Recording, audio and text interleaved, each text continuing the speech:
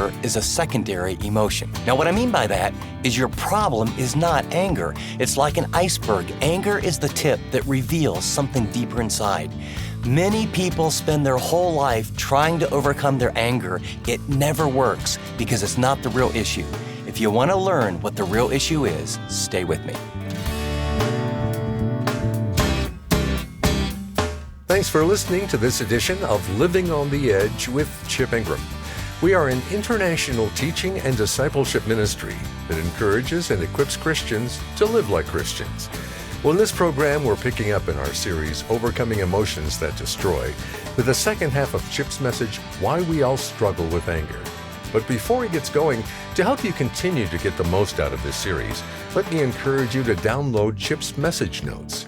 They contain his outline, scripture references, and much more. You can get them by going to the Broadcasts tab at livingontheedge.org, App Listeners tab, Fill in Notes.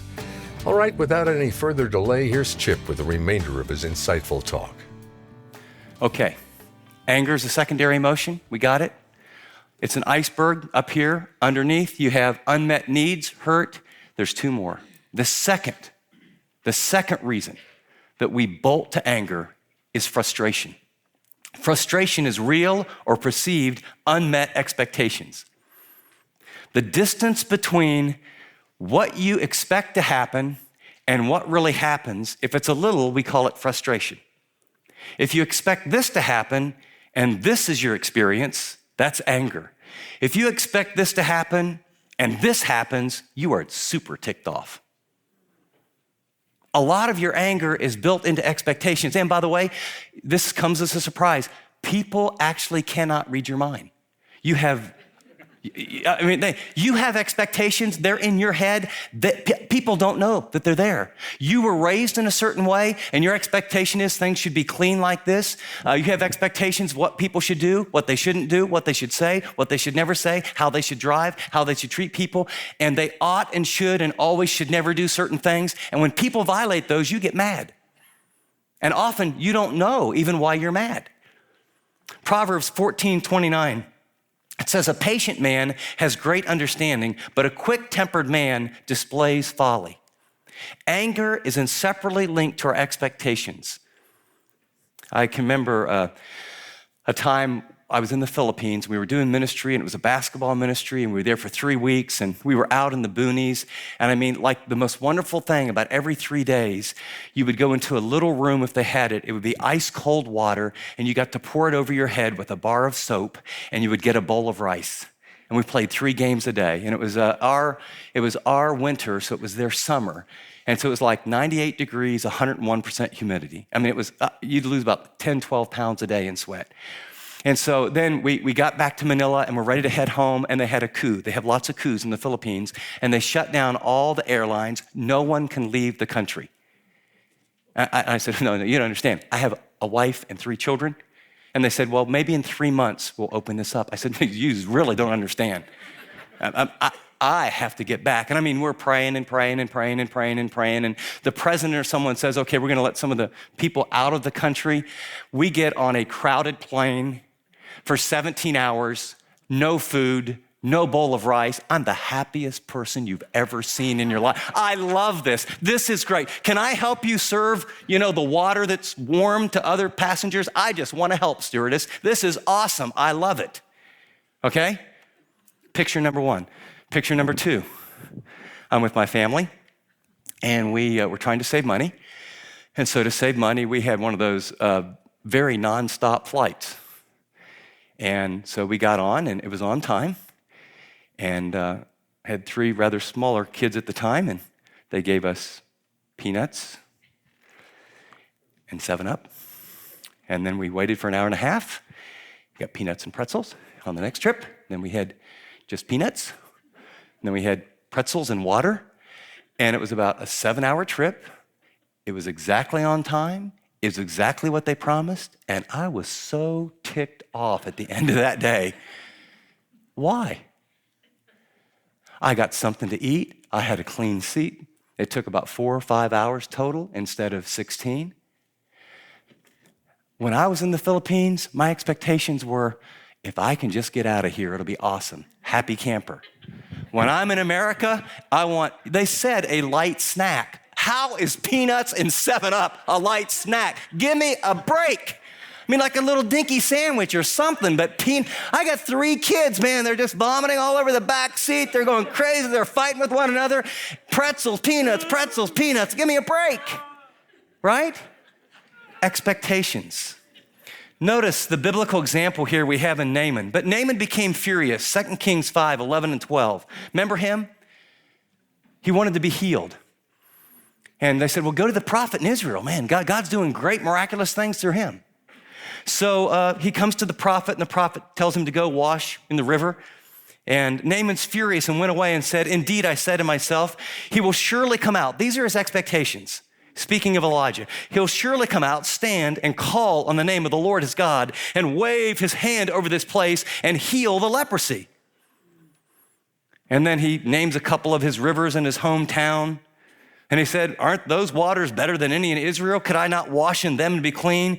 So he turned away in a rage. Isn't it interesting? He came to the prophet. He has expectations. If he does this, says a few little spiritual words, but instead the prophet goes, tell you what, why don't you go down to this river, dip 7 times, 6 won't work, and you'll be healed.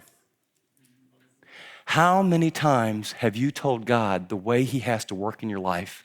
How many times have your expectations for other people about how they have to respond, when they have to respond? How many times is life not fair? You know, I expected my marriage to be trouble-free, right? I expected when my kids got to be 20 or 22 to 3, 24 years old, and they were really grown, my major parenting would be done, right? You know, I expected when I worked really hard, trusted God, gave generously, tried to stay in shape, I wouldn't be the one to getting cancer. But God was in charge. Naaman, go do it this way.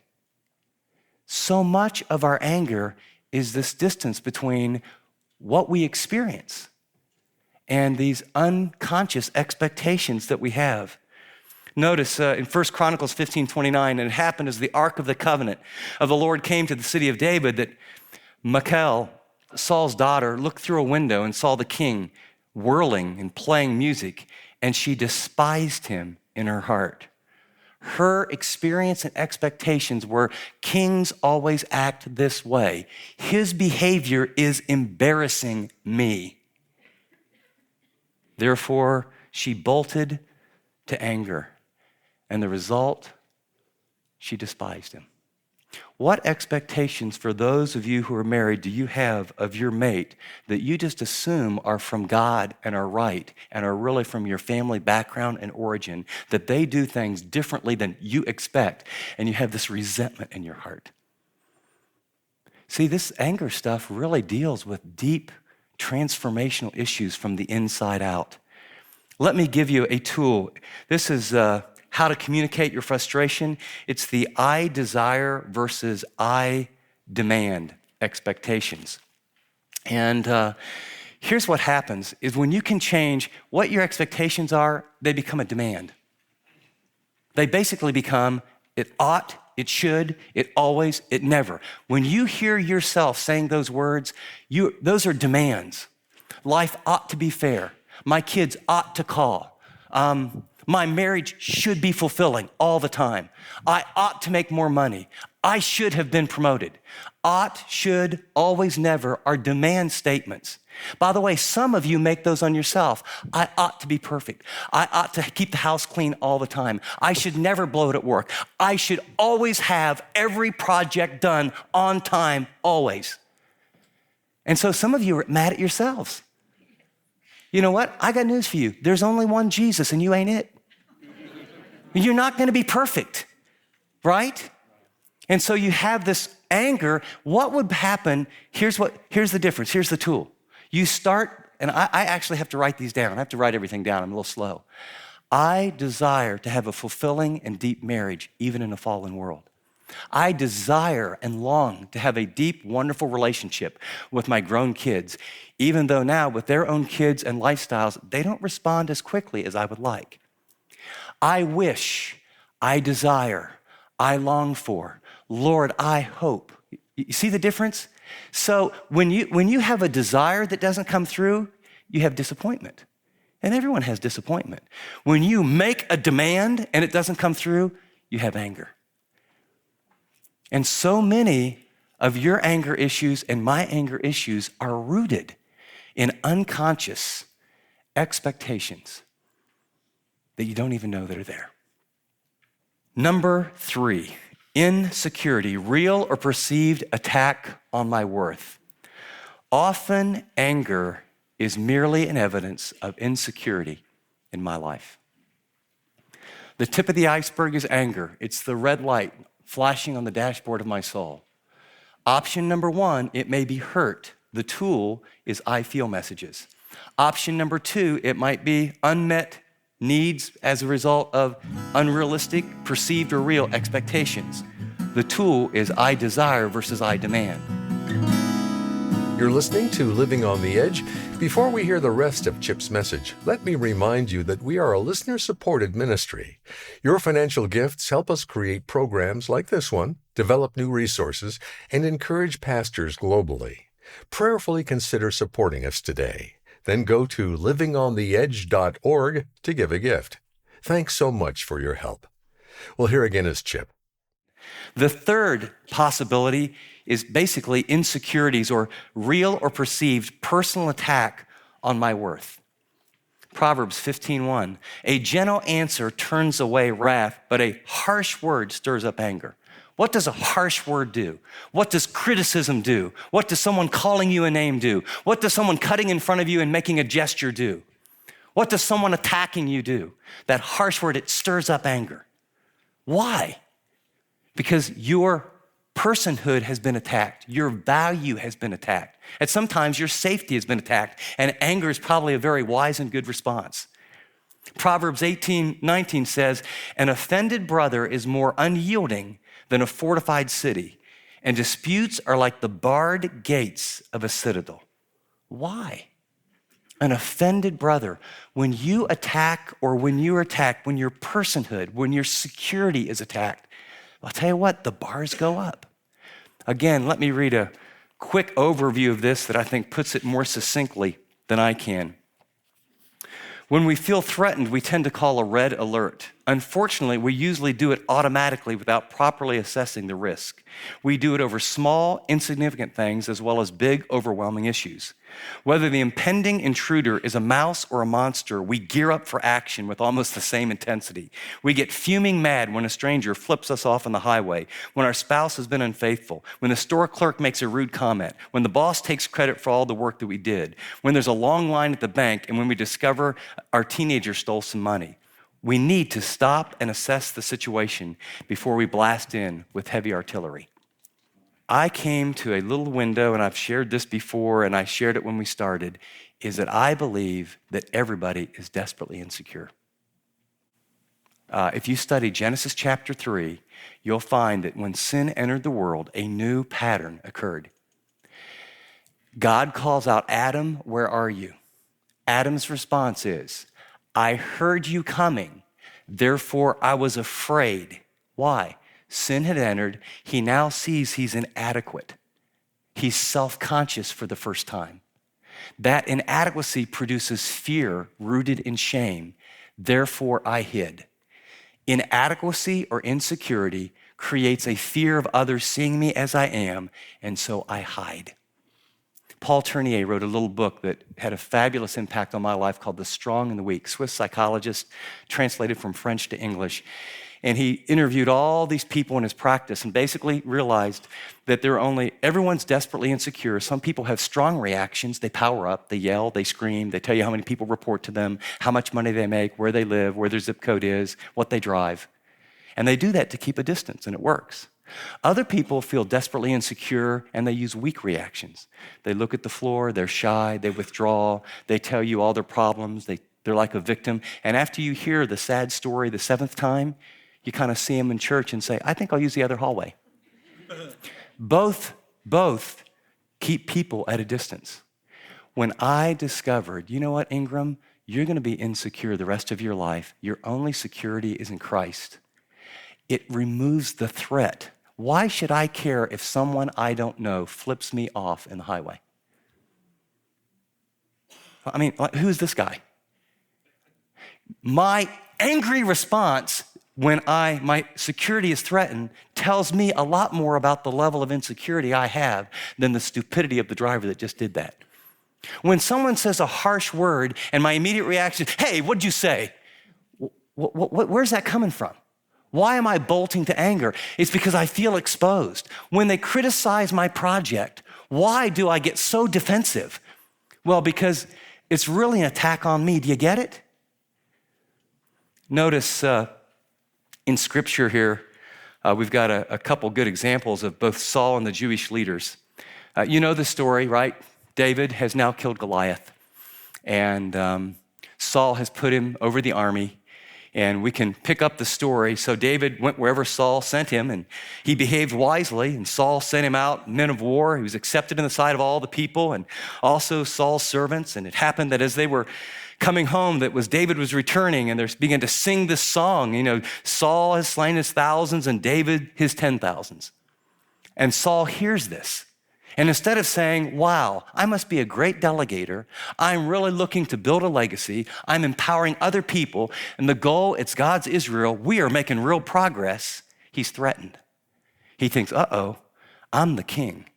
And it says, then Saul was very angry, and the saying displeased him. They have ascribed to David 10,000, and to me 1,000. Now what more can he have but the kingdom? There's a very insecure man at the success of other people. The same thing happens in the religious leaders. You pick up the story in Acts 5, and through the hands of the apostles, signs and wonders are being done. They're done with one accord on Solomon's porch. Yet none of the rest dared join them, but the people esteemed them highly. And the believers were increasing, and the Lord added to them multitudes of men and women, so that they brought the sick into the streets and laid them on beds and couches, and even in the least of Peter's shadow passing by might fall on some of them. And so the multitudes gathered from the surrounding cities of Jerusalem, and they brought the sick and those who were tormented by unclean spirits, and they were all healed. God's doing this miraculous thing as he bursts the church. And here's religious leaders, and they saw what they did to Jesus. They have all this scripture, and instead of saying, wow, I guess we were wrong, he must be the Messiah. I mean, this is pretty heavy-duty stuff. Everyone's healed, demons are flying out. What's their response? Then the high priest rose up and all those that were with him, which is the sect of the Sadducees, and they were filled with indignation. And they laid their hands on the apostles and put them in the common prison. And I just want to suggest to you that when your reaction is very strong, very defensive, when you respond to criticism in a way that, and you may stuff it strongly, you may spew it, or you may find yourself leaking it out. What if you said, wait a second, does this person's opinion really matter that much? Am I going to give this person's view of me an overriding power to determine who I am instead of who God says I am? So much of our anger is not just hurt and not just frustration, but we're basically insecure people. And when our security or our self-worth gets attacked, we bolt to anger, because I will tell you, it's threatening, isn't it? The tool here is the kind of ask yourself question, why am I feeling threatened? And here's the little questions, it's a process, but you ask yourself, what is being attacked? Who is attacking me? Is the threat menial or meaningful? And whose approval am I seeking? And you just start asking that, and you realize, that's a fellow employee. He's been here 2 months. He's rude. He's got a big ego. He criticized me. I wanted to punch his lights out. I mean, that was my initial reaction, but he's really big, so I think I'll not go there, and it would not be a very good testimony. But you have these thoughts, and then you just realize, this is silly. I don't need that person's approval. I got criticized. She criticized me in the car. You know what? We've been married 27 years. I think I can find where we're supposed to go. I got a GPS. I can see where the little spaces are. There's one over there. There's one over there. Why do you get so angry? Woman, I can tell you I can find empty parking spots. You understand? Zip it. Here's some duct tape, Ask yourself, guys, what is it about that makes you so angry? It has nothing to do with parking spots. It's my ego is being threatened, and somehow I'm being made to feel by that comment that I'm not smart enough to figure it out. Right? Now, there's two applications here, ladies. And the other application is guys. You know what? Thanks, son. I get a little help. Right? See, when you can begin to understand that defensiveness, that bolt to anger, how many of you have had arguments like that? I mean, great morning with the Lord on your way to church, and over a parking lot, the Spirit of God leaves the room, right? In summary, the first step in overcoming the destructive power of anger, and write this word, is the courage to look below the surface. I had the aha moment of my life, and it changed my life. When I realized sitting for 10 minutes in a car, the problem's not anger, I'm hurt. Since then I've learned, it's not hurt, I'm frustrated. I had expectations of when this would be done or what people would do or what I expected of myself. And you know something? I'm not hitting those. Now sometimes I just need to accept that, confess my sin, plan better. And other times it's a fallen world, everyone gave it their best shot. This is just where we're at. And finally, I just have to accept a lot of the anger I have is people attack my personhood, and I'm either going to respond in defensiveness and anger and in like manner, or I'm going to ask a few questions like, who's being attacked? What are they really attacking? Is this really worth dealing with? And do they really have the power to define who I am? Anger is the light on the dashboard. Anger is our way of protecting ourselves from painful, hard to deal with hurts, frustrations, and insecurities. Anger has many faces, and despite its power for good, it will destroy unless we, and this is what we're going to look at next time, we call it the A, B, C, Ds. I want to give you a very clean process to look under the hood. It will be acknowledge your anger, backtrack to the first emotion, consider the real cause, and then to determine how to rightly respond. You're listening to Living on the Edge with Chip Ingram, and the message you just heard, Why We All Struggle with Anger, is from our series, Overcoming Emotions That Destroy. Chip will join us in studio to share some insights from today's talk in just a minute. Anger has always been seen as a wrong, unhealthy feeling. But what if I told you that this emotion is a signal of a deeper problem we need to be aware of? And if channeled correctly, anger could actually be used for good. Well, in this 10-part series, Chip uncovers the root of anger in our lives and explains how we can turn our most intense frustrations into a valuable asset. So if you're desperate to better understand this emotion and have control over it, you're not going to want to miss a single program. Chip's back in studio with me now with a quick word for all of you. I'll be right back to talk about today's message. But before I do, I want to give you a picture that I got to witness as a young pastor. There was a man there who was a master craftsman. He was a cabinet maker par excellence. And I remember watching him literally painstakingly with a piece of wood use a lathe, and little by little by little by little, he did all these things that I couldn't figure out what was happening. And then, all those little moments led to this absolutely beautiful piece of cabinetry or furniture. And sometimes we think little things don't matter, even calling them little things. And one of the, quote, little things that is the backbone of living on the edge are those people who support the ministry monthly. I don't know if you are a current supporter or you've been praying about being a supporter, but let me tell you this. When you give monthly, it provides the bedrock and the consistency and the stability of all that we do here at Living on the Edge.